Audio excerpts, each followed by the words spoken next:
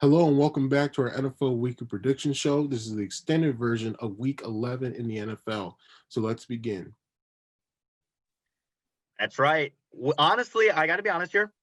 There are 5 good matchups on the slate this week, in addition to the other 9, which adds up to 14. But we're going to go through just 3.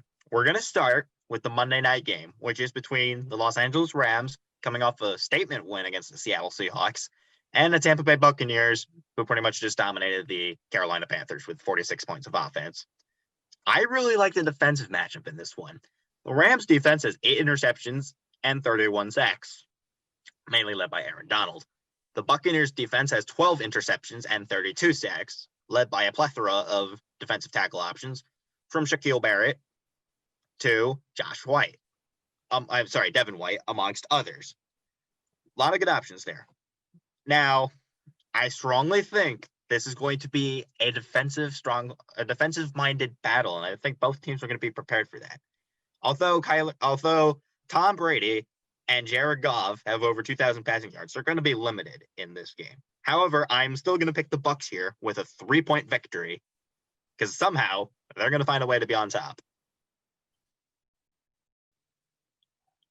Next, we have a long, old rivalry between the Las Vegas Raiders and the Kansas City Chiefs. Both these teams have met annually since 1960, back in the old American Football League. This is going to be a good matchup as the Chiefs lead the all-time series, 67 wins to 54 for the Raiders and only 2 ties between the two franchises.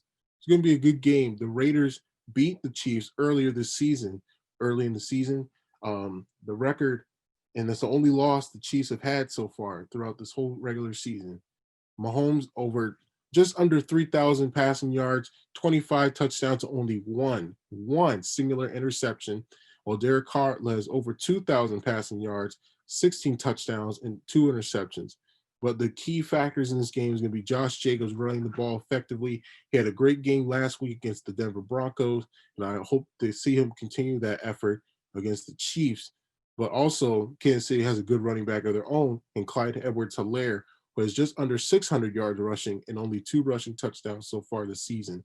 The Chiefs defense struggled in that early matchup against the Raiders, but since then they have 9 interceptions and 19 sacks since that early meeting. While the Raiders defense, while new and improved, has 7 interceptions and 11 sacks as a team.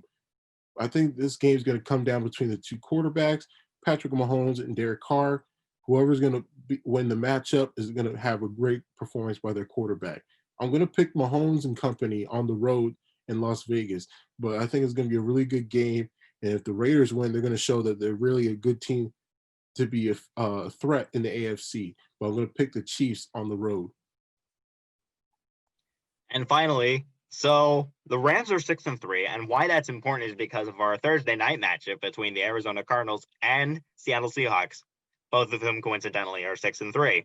The Seahawks, as mentioned earlier, lost to the Rams in a 4:00 game, while the Cardinals relied on a beautiful Hail Mary pass from Kyler Murray to connect with DeAndre Hopkins for a close win against the Buffalo Bills, of whom are also serious contenders. Looking at their defensive matchups, think about this.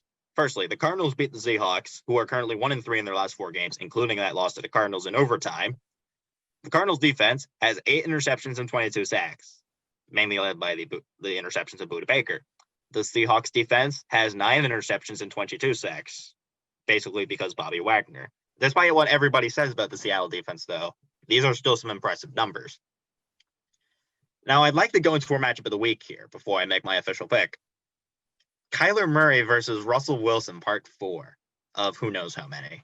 Kyler Murray, a second-year quarterback out of Oklahoma, where he transferred, has over 2,300 passing yards with 17 touchdowns and 8 interceptions, in addition to his 600 yards rushing, which puts him in elite company, if you want to say, with single-season records shared with, you guessed it, Michael Vick. As for Russell Wilson, he continually shows why he's probably Seattle's best quarterback ever, with over 2,700 yards, 28 touchdowns, and 10 interceptions. I know what you're thinking. He might be falling off a bit, like from what we thought, like earlier in the season, where people thought he was a perennial MVP. I mean, he could still be a perennial MVP. He still leads the league in touchdowns passing. Now, both of them also have incredible passing options. Obviously, I mentioned Kyler to DeAndre Hopkins earlier. Hopkins has over 850 yards receiving, is second in the league in receiving yards, and has 4 touchdowns to his name, including, of course, last week's walk-off touchdown, which was beautiful. Meanwhile, Russell Wilson has a second-year player of his own in second-rounder DK Metcalf, and is over 800 yards receiving and 8 touchdowns. 2 impressive players with 2 impressive receiving options. I've got to be honest here. I'm going to go with the Seahawks to rebound and come back for that division lead. And they're going to do it in a grand style.